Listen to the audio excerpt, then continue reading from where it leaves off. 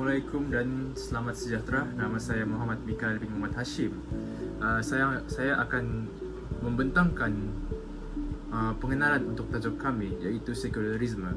Sekularisme mempunyai cabaran yang dapat menimbulkan impak yang mendalam terhadap kehidupan umat Islam dan menyangkal akidah sesebuah manusia yang ditugaskan untuk memimpin dunia. Umat Islam berjaya menewaskan musuhnya pada zaman perang dahulu, iaitu zaman perang salib.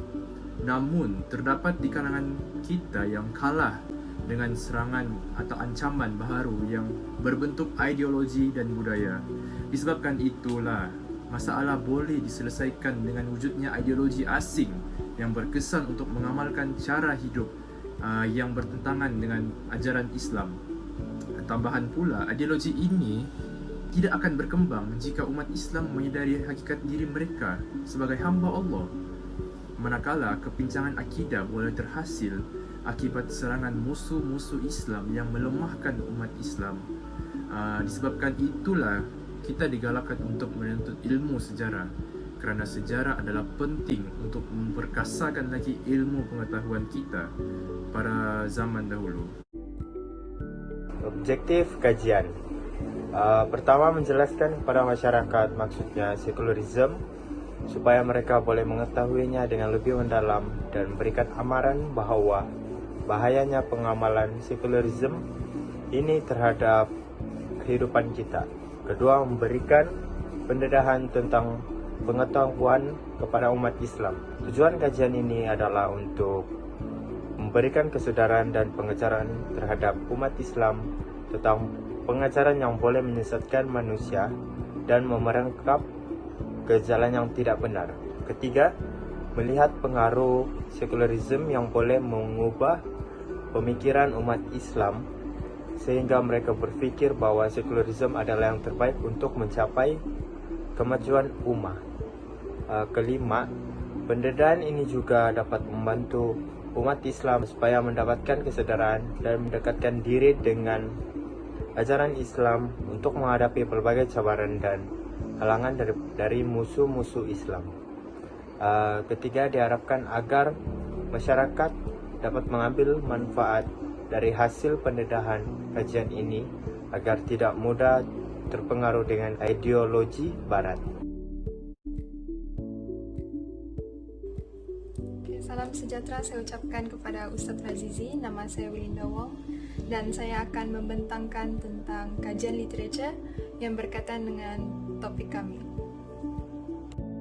Dari sudut Barat, istilah sekularisme merupakan satu pemisahan antara agama dan juga kehidupan.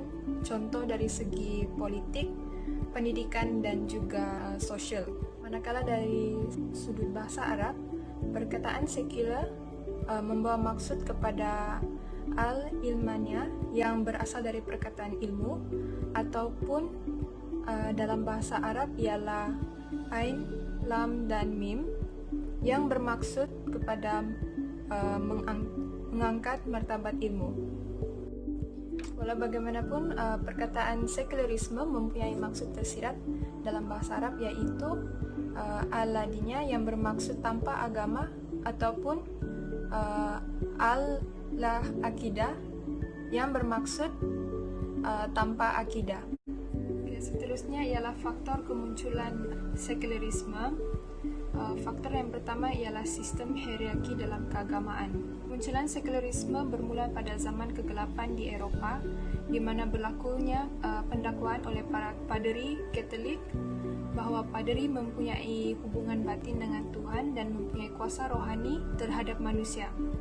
Hal ini disebabkan paderi menjadi perantaraan antara manusia biasa dengan Tuhan. Contohnya, bayi yang dilahirkan tidak akan diiktirafkan sebagai menjadi anggota Kristen sekiranya belum dibaptiskan oleh padri. Di samping itu, individu tertentu seperti padri sahaja yang berhak untuk memiliki kitab suci, manakala individu biasa tidak boleh membaca dan memahaminya. Faktor kedua ialah perkembangan ilmu sains.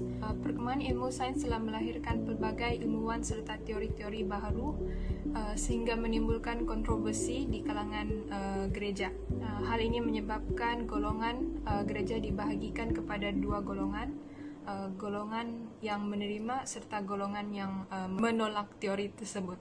Bagi mereka yang berminat terhadap teori tersebut, mereka akan menumpukan sepenuhnya perhatian sehingga ada segelintir padri yang sanggup meninggalkan gereja atas sebab minat tersebut. Contohnya seorang padri bernama Companicius yang telah meninggalkan tugasnya yang berkaitan dengan agama dan gereja serta beralih kepada ilmu astronomi. Faktor ketiga ialah pengaruh ilmu falsafah terhadap masyarakat barat, khususnya dalam golongan pendeta gereja, disebabkan penglibatan padri dalam bidang ilmu falsafah ini telah menyebabkan mereka mengabaikan tugas mereka dalam urusan gereja dan juga biara pembaharuan. Contohnya, pahaman kapitalis muncul selepas pentafsir bernama Giordano Bruno melarikan diri dari kehidupan biaranya. Ini disebabkan masyarakat barat pada ketika itu dia bersifat mementingkan diri demi mendapatkan keuntungan sehingga sanggup menyelewengkan penggunaan wang. Untuk ciri-ciri sekularisme adalah pengabaian hal-hal yang berhubung kait dengan akhirat dan secara tidak langsung mendorong seseorang untuk mencari kehidupan di dunia semata-mata. Oleh itu, pemahaman sekularisme telah membawa penganutnya kepada beberapa pengenalan ideologi yang mengutamakan kehidupan keduniawian sekaligus mengabaikan unsur kehidupan berasaskan agama. Contohnya, ideologi materialisme, individualisme, kapitalisme, komunisme, dan juga feminisme.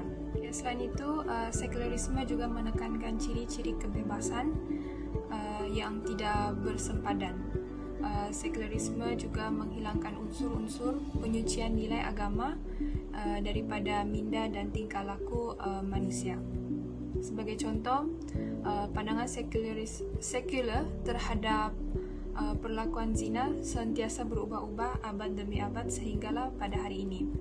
Perlakuan zina yang merupakan satu pantang larang dalam agama pada ketika dahulu sudah menjadi hak individu yang tidak lagi menjadi kesalahan serta dianggap normal di negara barat. Yang terakhir sekali ialah pahaman sekularisme ini menghilangkan unsur-unsur keagamaan di dalam politik daripada hal ehwal manusia.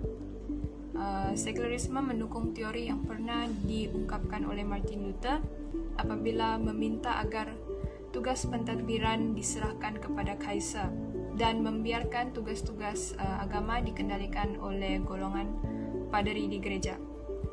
Justru hal ini dapat dikaitkan pada aspek kehidupan masyarakat zaman kini, yaitu masyarakat tidak lagi mempraktikkan unsur keagamaan dalam aspek kehidupan mereka. Malah mereka menganggap agama ini hanya sebahagian disiplin ataupun aspek setaraf dengan sejarah, ekonomi, politik, dan sebagainya.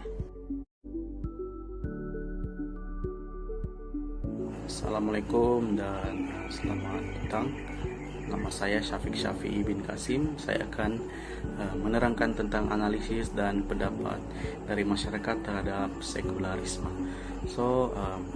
Pengajian akidah adalah salah satu komponen analisis untuk menilai dan mengukur sejauh mana kesan sekularisme terhadap masyarakat sekarang. Pengajian akidah juga adalah salah satu bidang pengajian yang sangat penting untuk mempertahankan jati diri umat Islam dengan ancaman-ancaman kedatangan pemikiran sekularisme. Terdapat satu analisis daripada seorang profesor dari University of California. Dia menganalisis sekularisme terbagi dalam dua dimensi, yaitu sekularisme politik dan juga secularity. Sekularisme politik bermaksud kuasa negara moden dalam mengurus atau mengatur kehidupan keagamaan dari segi sosial. Untuk secularity pula, ia bermaksud satu set ataupun konsep, asumsi dan watak yang mencirikan bagaimana masyarakat sekuler yang dapat terasa ketika terjadi kontroversi karya seni ataupun sastra tertentu. Terdapat ayat Al-Quran yang berkaitan dengan sekularisme, yaitu yang berkaitan dengan musyawarah. Ayat tersebut adalah petikan dari surah Al-Imran ayat 159. Wasyawirhum fil fa iza azamta fatawakkal Allahi inna Allah wa yuhibbul mutawakkilin. Ia juga bermaksud di samping itu Nabi Muhammad SAW selalu bermusyawarah ketika mereka dalam segala hal, apalagi dalam urusan peperangan. Oleh itu kaum muslimin patuh melaksanakan keputusan-keputusan musyawarah itu karena keputusan itu merupakan keputusan mereka sendiri. Mereka tetap berjuang dan berjihad di jalan Allah dengan tekad yang bulat tanpa menghiraukan bahaya dan kesulitan yang mereka hadapi. So maksud dia sini musyawarah ialah kita mengadakan satu perbincangan untuk menyelesaikan satu masalah bersama-sama dengan ide dan pendapat sendiri untuk menuju ke arah yang betul dan jelas. Antara kesan-kesan sekularisme ialah dari segi sosial, masyarakat akan mudah terpengaruh dengan perkara yang akan menyebabkan ketidakseimbangan jiwa dan pemikiran moral terhadap seseorang itu. Manakala dari segi pendidikan pula, ini akan membuat orang-orang di sekeliling kita mementingkan hal-hal dunia yang hanya sementara dan tidak mementingkan hal-hal seperti amalan dan jiwa, yaitu menuntut ilmu dari segi ilmu jati diri sendiri ataupun tidak berkaitan dengan jiwa dan raga kita. Assalamualaikum, nama saya Nursyah Syazana binti Saidun dan saya akan membincangkan tentang cabaran menangani pahaman sekularisme. Pahaman sekularisme adalah ajaran yang menjauhkan nilai-nilai agama dari aspek kehidupan. Pahaman sekularisme juga merupakan aliran yang memperbaiki kehidupan secara material dan bersifat bebas. Hal ini harus dibentuk agar generasi seterusnya tidak terjerumus dengan ajaran sekularisme. Namun, terdapat cabaran dalam menangani pahaman ini. Baiklah, cabaran yang pertama adalah sains dan teknologi. Seperti yang kita tahu, sains dan teknologi telah memberi impak yang positif dalam kehidupan kita, terutamanya pada zaman kini. Namun, apabila perkembangan pesat berlaku, maka konsep dan nilai-nilai ketuhanan disingkirkan. Seperti yang kita miliki pada zaman kini, ianya mempunyai unsur-unsur yang telah memisahkan antara kebenaran dan nilai. Justru ia telah memberi sudut pandangan yang berbeza daripada kehidupan beragama. Seterusnya, cabaran yang akan kita hadapi adalah kerosakan ilmu. Kerosakan ilmu ini berlaku akibat pengaruh falsafah dan tamadun barat. Hal ini telah menyebabkan berlakunya keruntuhan moral, budaya dan kurangnya pengamalan beragama. Jika hal ini terus-menerus berlaku, maka budaya Islam akan digantikan dengan pahaman baru, yaitu sekularisme yang berlandaskan nafsu, pemikiran dan pengalaman. Hal ini akan mendorong kepada penyimpangan akal dan kemerosotan akhlak. Sejak pertengahan abad Masihi lagi, penyebaran sekularisme telah berlaku. Ribuan penganut dan tokoh-tokoh falsafah telah dilahirkan. Penyebarannya dilakukan menggunakan kaedah yang mudah dan cepat, iaitu melalui media massa seperti radio, cetakan kabar dan risalah serta televisyen. Kaedah yang paling banyak digunakan adalah penyebaran melalui televisyen. Seperti yang kita lihat dan perhatikan, program-program televisyen kurang menekankan aspek keagamaan. Sebaliknya, lebih menayangkan agenda-agenda yang kurang bermoral dan tontonan yang tidak sepatutnya ditayangkan oleh kanak-kanak.